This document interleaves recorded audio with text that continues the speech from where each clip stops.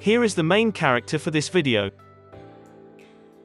Now, let's go to Sailing Nandji, Frothlyfe channel analytics. They have uploaded 235 videos. They now have 114k subscribers with a total view of 29,003,685 views.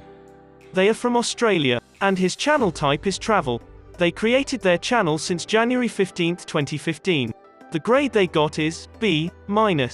They ranked at 1791st in Australia and 1911th in travel. Next, the daily subs for Sailing Nandji, Frothlyfe is around 34 with a daily view of 6,833. Now let's talk about how much money they are making on YouTube, and this is going to be an estimate. So, the daily view is 10,000. A YouTuber will get $4 every 1,000 views. Therefore, the daily earning will be $40. Then, monthly income will be $1,200.